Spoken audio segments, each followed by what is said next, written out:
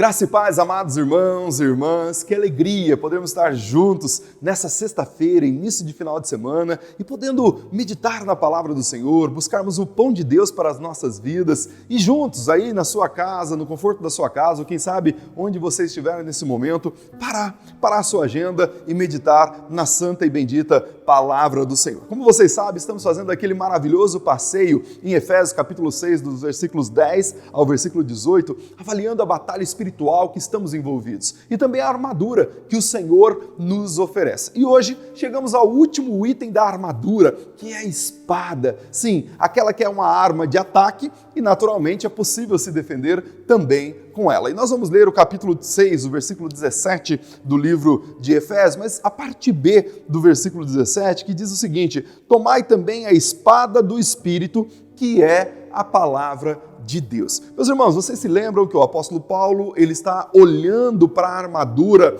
de um soldado romano, e aqui, especificamente essa parte que fala da espada, a espada naquele contexto era uma espada curta, porém mas muito eficiente para a batalha. Com ela o soldado ia abrindo as fileiras dos inimigos ali no meio da guerra. E o apóstolo Paulo então se vale desta arma, dizendo que o cristão também tem uma espada e precisa se valer da espada. Só que a espada do cristão não é uma espada física. Aliás, nós não estamos lutando contra a carne ou contra a sangue. A espada que o cristão tem é a espada do Espírito, que é a própria palavra de Deus, e ela é imprescindível. Sim, meus amados irmãos, estamos em guerra e a Bíblia Sagrada é mais do que capaz de nos proteger, de nos municiar com competência para essa guerra contra Satanás, contra o mundo e também contra o pecado. O escritor aos Hebreus, no capítulo 4, versículo 12, vai dizer algo que eu gosto muito, da eficácia da palavra do Senhor. Ele diz que a palavra de Deus é viva e é eficaz, é mais penetrante do que qualquer espada de dois gumes e divide a alma e o espírito, as juntas e as medulas, e é apta para discernir os pensamentos e as intenções do coração. Sim, a Bíblia é atualíssima, ela é viva, ela é eficaz e ela pode ser usada nessa batalha tão feroz que nós travamos. O apóstolo Pedro vai dizer lá em 1 Pedro capítulo 1, versículo 25, que essa palavra permanece para sempre. O próprio Senhor Jesus também afirmou que passarão os céus, passarão a terra, mas as minhas palavras não hão de passar. Lá em Mateus capítulo 24, versículo 35. Essa palavra é de fato imutável e é através dela que obtemos a vitória sobre os nossos inimigos. E o próprio Jesus nos mostrou a sua eficiência lá no episódio de Mateus capítulo 4, do versículo 1 ao 11, quando ele é submetido às tentações de Satanás. Então, o que está registrado ali, especialmente no capítulo 4, no versículo 2, diz que, tendo Jesus jejuado 40 dias e 40 noites, ele teve fome. Bom, o fato é que depois desse período de jejum de Jesus, Satanás, que é astuto, usando desse tempo de fraqueza física, ou seja, fome, disse para Jesus o seguinte: será que é justo o Filho de Deus ter fome? E aí no versículo 3 ele vai dizer: pega essas pedras aqui e transformem em pães. E aí Jesus imediatamente lança a mão da palavra de Deus, fazendo uma incursão lá em Deuteronômio capítulo 3, do versículo 1 ao 3, e diz o seguinte: o homem não viverá só de pão, mas de toda a palavra que sai da boca de Deus. Perceba que Jesus manuseia muito bem as Sagradas Escrituras, mas o curioso é que Satanás, percebendo que Jesus se valeu das Escrituras, ele que também é conhecedor da palavra de Deus, rapidamente lançou da Bíblia para tentar dissuadir Jesus. E aí ele diz o seguinte, ele vai lá no versículo 6 e diz o seguinte: olha, se tu és o Filho de Deus, lança-te daqui para baixo, porque está escrito que aos seus anjos dará ordens ao teu respeito e tomar-te-ão nas mãos para que não te tropeces em alguma pedra com os seus pés. Aqui ele está se valendo, Satanás, do Salmo 91, os versículos 11 e o versículo 12. E aqui temos também para nós uma advertência profunda. Veja bem, todas as vezes que um texto é usado fora de contexto, não passa de pretexto nas mãos de quem quer fazer heresia.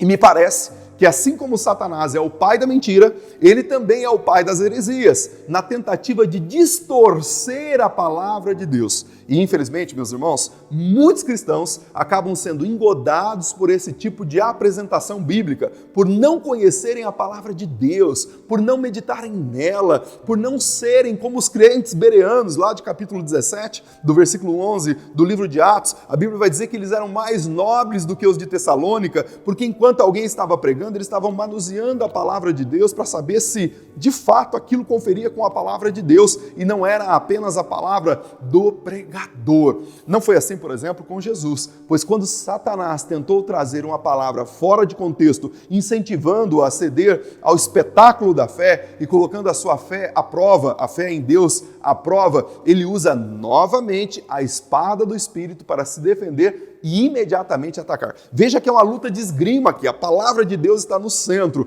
Assim ele faz uma incursão, Jesus faz uma incursão novamente lá no Antigo Testamento e lança a mão de Deuteronômio, capítulo 16, versículo 6, e diz o seguinte: também está escrito, não tentarás o Senhor teu Deus.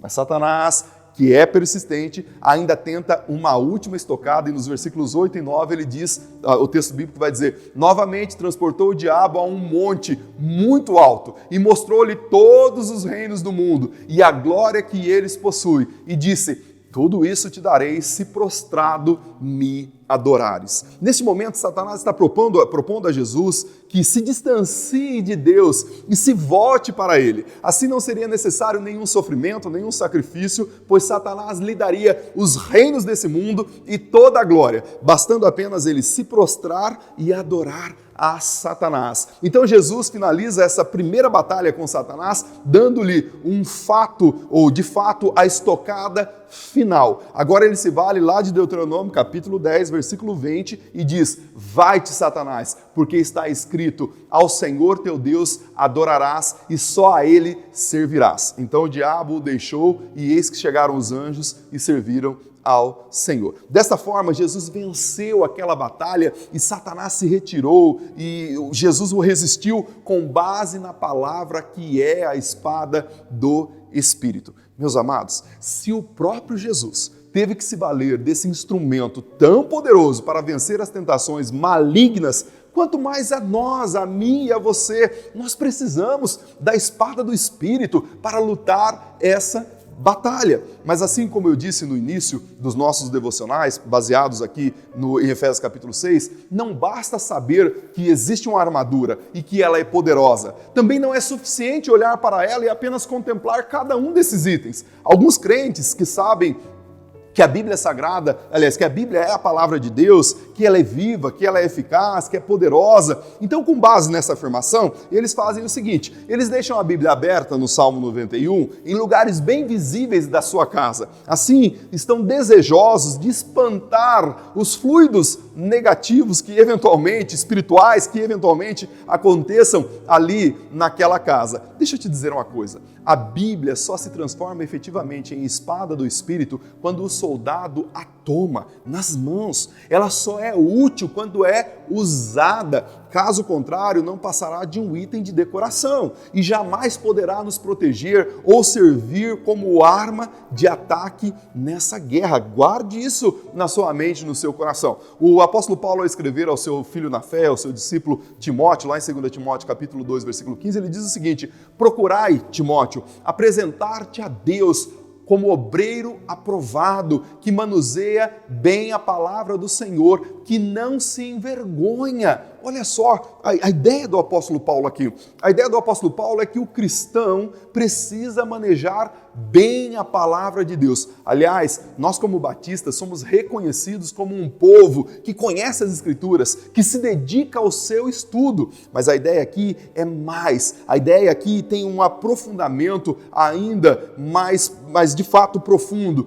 pois se trata não apenas de alguém que conhece as Escrituras, mas ele aplica de maneira particular para a sua vida, ele aplica para ministrar a vida das outras pessoas ao seu redor e também para vencer a batalha espiritual contra o inimigo que travamos dioturnamente. E aí, como é possível manusear bem essa espada do Espírito? Talvez faria você essa pergunta. Irmãos, só tem uma única maneira. uma única maneira. E essa maneira é treinando, se dedicando a ela dia após dia. Um bom soldado, por exemplo, se dedica ao treinamento horas a fio, todos os dias, até se tornar apto e aprovado para ir à guerra. Assim é com a palavra de Deus. Precisamos nos dedicar a ela todos os dias, de fato, meditar na palavra do Senhor, tê-la como fonte de vida e de nutriente para a nossa vida. Eu gosto muito de uma história que eu vi há um bom tempo atrás sobre um desses famosos pianistas, que na época era o pianista mais famoso de todos, e após uma brilhante apresentação, alguém se aproximou dele e disse o seguinte: eu daria tudo para tocar com tanta maestria como o senhor toca. E aí o pianista se virou para essa pessoa e disse: eu dei.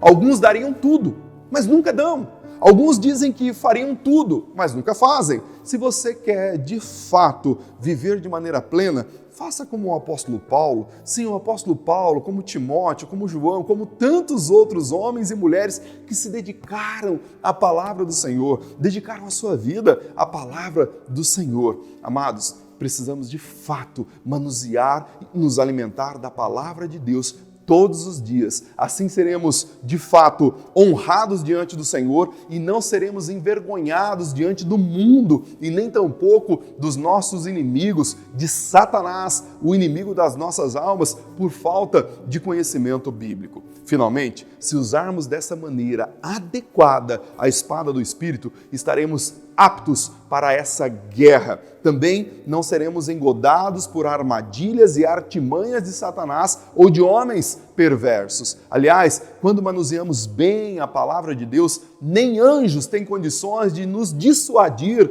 da verdade. É o que o apóstolo Paulo vai dizer em Gálatas, capítulo 1, versículos 8 e 9, quando ele diz: mas ainda que nós, ou mesmo um anjo dos céus, vos anuncie um outro evangelho, além do que já tem anunciado, seja anátema, ou seja amaldiçoado. Se alguém vos anunciar um outro evangelho, além do que esse que vocês receberam, seja amaldiçoado. Irmãos, quando estamos firmados na palavra de Deus, nada e ninguém nos tira do foco que é Cristo Jesus, o nosso Senhor. Além de termos a certeza da vitória nessa batalha. Tome a espada do Espírito nas suas mãos, faça uso dela em nome de Jesus e seja abençoado você e a sua família. Na segunda-feira nós vamos fechar esse tema de Efésios capítulo 6, dos versículos 10 ao 18, onde falaremos do arremate de todas esses itens dessa armadura, que é a oração.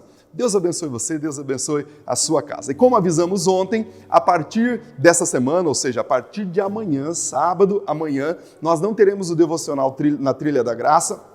Nos sábados, nós teremos então o nosso culto dos jovens, a live dos jovens, que começa às 19h30. Vai ser muito bom ter você aqui conosco. Então nós continuaremos, semana que vem, de segunda a sexta-feira, das 19h, todos os dias às 19h, segunda a sexta-feira, na Trilha da Graça. E vai ser muito bom ter você junto conosco na segunda-feira, mas amanhã, juntos no nosso culto, na nossa live da nossa juventude. Deus abençoe você, Deus abençoe a sua casa, Deus abençoe a sua família, em nome de Jesus.